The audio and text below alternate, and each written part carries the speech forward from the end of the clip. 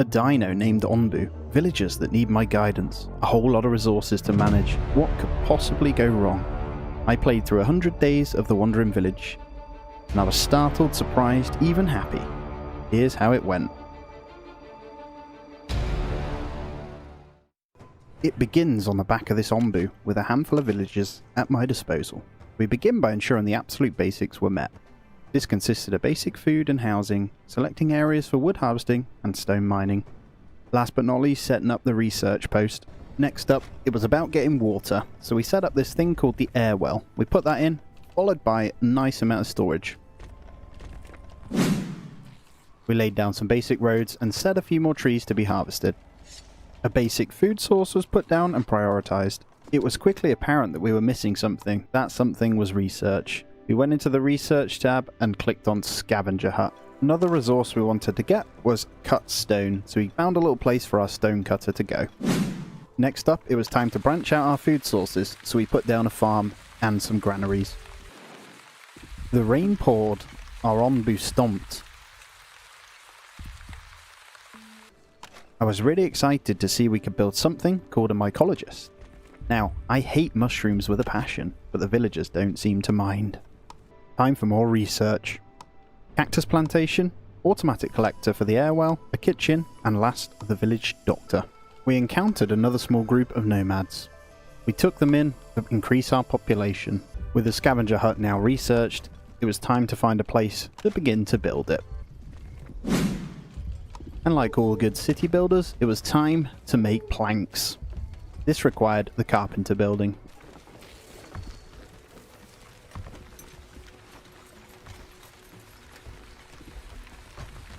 On day 4, we set up a planting zone for beetroots on our first farm. You remember me putting down that mycologist station? Yep, I forgot to put a planting area down. More stones, more wood. More berries, you say, villagers? Here you go. With the scavenger's hut finally built, we can go out onto the world map and collect better resources. On day 8, our Onbu transitioned us into a completely different biome known as the mountains. This was colder and the conditions were harsher to live amongst. Finally, we could send out our first scavenging party. We sent them out to a nearby mine for resources. It was in this moment I realised how valuable the expeditions can be. As soon as they were back from the mines, I didn't waste any time and sent them to the nearest settlement.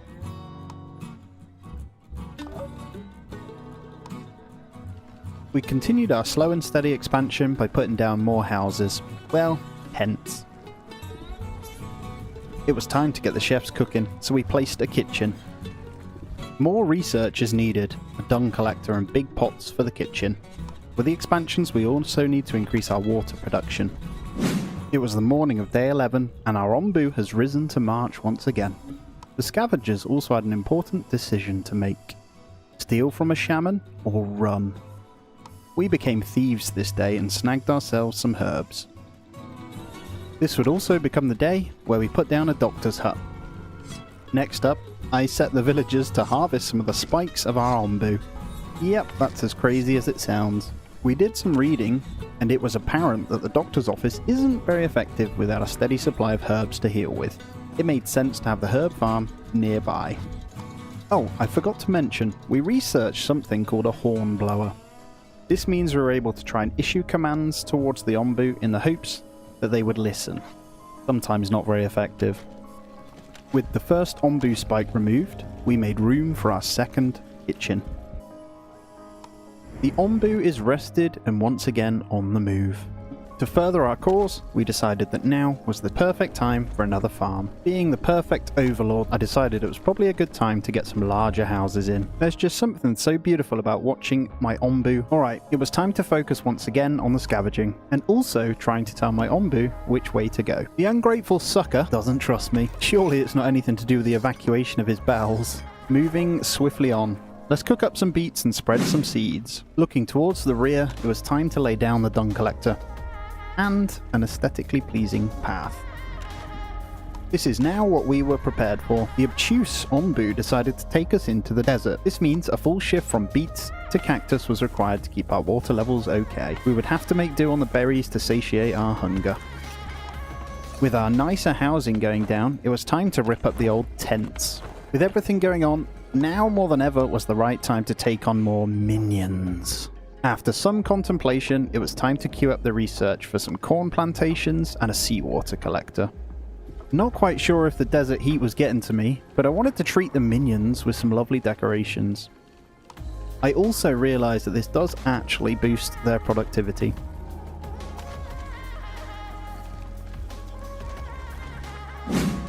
We have officially hit day 25, and you know what? We were doing okay. Admittedly, a slow burner, but I was having a great time. And just like that, a shrine appears. We desperately need to find those research points, so this came at the perfect time. Once again, we place more comforting decorations to further boost productivity. We managed a small harvest of corn, so let's cook up some polenta. Up next, we research the Onbu kitchen. A beautiful patch for our Onbu to sleep. Whilst our Onbu was having a snooze, we made use of scavenging pretty much around the Onbu for as much resource as we could grab. We were finally free from the deathly desert. Let's get the crops back on beetroots. Things were slowly ramping up the further we marched. We unfortunately stumbled upon not one, but 2 snowstorms on this route. All queued research had finished, so next it was time for the feeding trebuchet. It was also time to get down the Onbu kitchen. Let's cook up something for the big boy. Alright, things got a bit interesting in the heat. We went for it and gave the weirdos some water. Apparently it's just what they were asking for. Hey, 47 corn. Not bad. Once again, he doesn't listen. Up next is the seaweed collector. I wanted to get this down in anticipation of going into the depths. It was that time again. Compost heap and the warehouse research. Next up, we placed the food trebuchet. It was day 32, and with a bit of luck, the path ahead had food in the road for the Onbu. Lady Luck, we thank you. Just as I thought Lady Luck was on our side, we got hit by this earthquake. Because of that, we had to rebuild our farm. Look, sometimes you gotta move on. It's exactly what we did. I set up the herb farming zone, finally. Not gonna lie, he kinda sleeps like my dog. Flying into day 34, we got down the compost heap. I chose to put this down by the dung dunker. Things were going so well, we actually had full storage, full of water. Everything was running really smoothly. Our scavengers found a quarry that turned out to be an Onbu excavation site. Luckily we chose well, and you know what, we came away some stone and some stone slabs, so I was happy. We moved forward with the research of the Onbu pharmacy and a sawmill. It wasn't long until we got hit with a wave of poison, so we turned the doctor on and dealt with that as swiftly as possible. And would you look at that? He listened and I managed to direct him. Now the warehouse has been researched, we got one place down. These things hold way more storage. Here we are, the reason we chose this direction. Onbu can sleep poison free. Right, hold up. If you've made it this far, please consider subscribing to the channel. Onbu, I can heal you from the poison! I found these little beauties. Street lamps, more decorations for my minions. The research never ends. This time, tomato plants, ambulance, fisher and evaporator queued up. Again, he doesn't listen. And although he didn't listen, he actually went the way I wanted. Nomads in the road as well as some food. We now had access to farm the giant wood stumps. Absolute game changer. We quickly picked up more nomads and moved on. I'd 100% live here, you know. Although we were making the Onbu medicine, we needed the Onbu doctor to be able to actually treat him. We had a dire case of poison, so the doctor went out to work.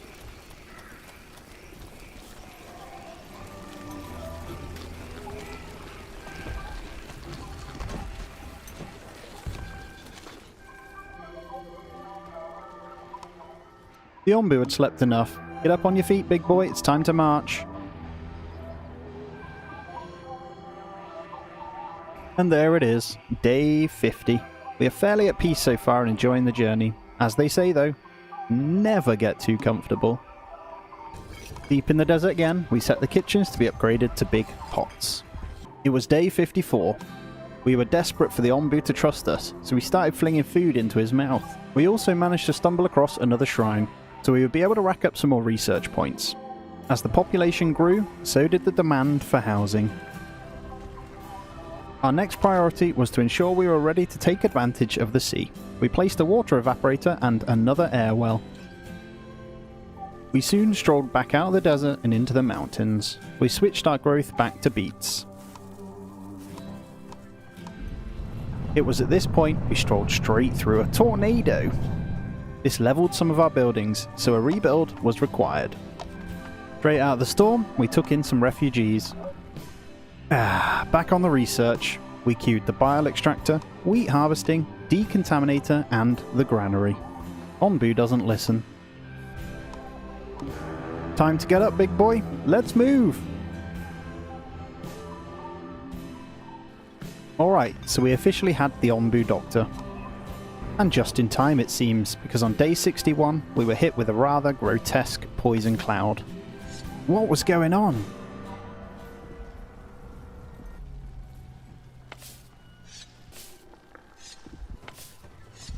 To all of our surprise, we were full marching towards the ocean.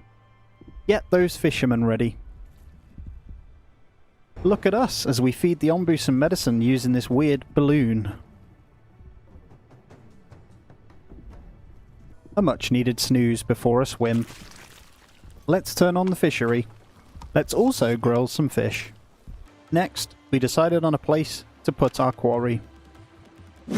We were relieved to see that the Onbu can swim just fine.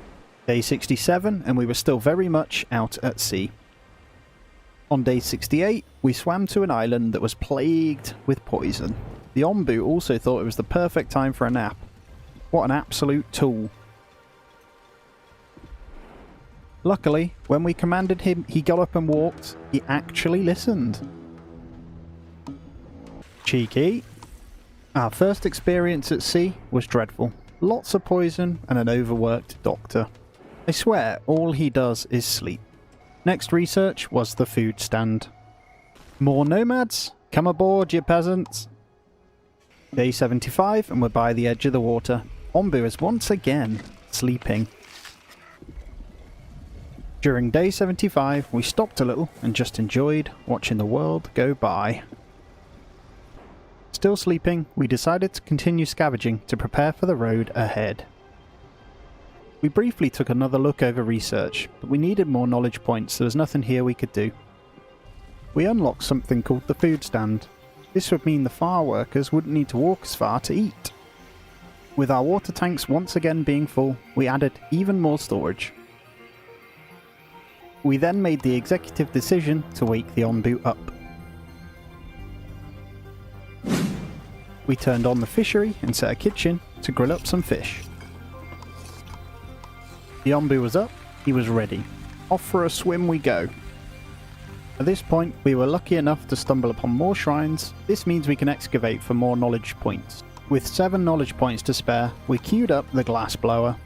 The cheeky sod still refuses to obey my commands. A nice little island. Let's put him down to sleep and get him ready for the big journey ahead. Whilst Onbu rests, we continue to decorate the housing area.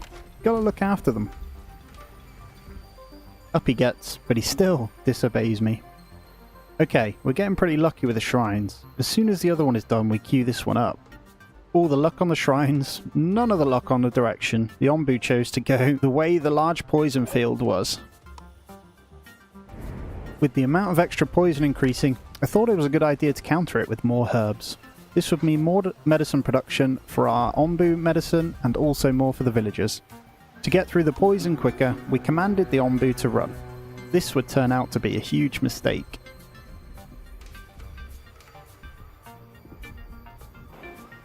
By making him run, we drained all of his energy. With no land in sight to rest, This was a huge risk. With the research completed, we were able to place down a glass blower. It was day 85. We had made more antidote to heal Onbu. At the crossroads, the Onbu paths correctly. At the next island, the Onbu filled his belly and lay down to sleep. Up next, it was time for a second mycologist.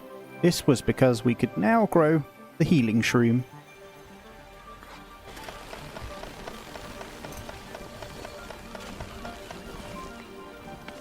We lay out a nice growth area for the heal shroom and began the process of harvesting this bad boy. With the Onbu finally awake, it was on to the mountains again. Once into the mountain region, we began to harvest every single node. It was day 91, and we needed to further our healing on our Onbu. He's still not listening! A new bunch of minions to bring aboard. Just what we needed. The Onbu also chose the correct path. In order to boost our population more, we continued to scavenge through the villages. It was day 95, and we were in a good place. Village looked awesome, and everything seemed pretty alright. It was 6 AM on day 96. The Onbu was laid down to sleep once again. A giant poison forest lays ahead too. Another shrine. You're mine. Day 97 was looming. We laid out some more housing as population was a huge priority. That shrine we were excited about, well, we had a decision to make. We chose wrong and paid the price. It was day 98. He was still fast asleep, so we woke him up. Get marching, big boy. Day 99. What a milestone. We continued to march on. Day 100. We made it! What a journey this has been so far. Now this is where we say goodbye. If you enjoyed this and would like to see this continue, let it be known down in the comments. Also, please support me by considering subscribing and hitting the thumbs up. I am Lonzy, and this has been 100 Days on the Wandering Village.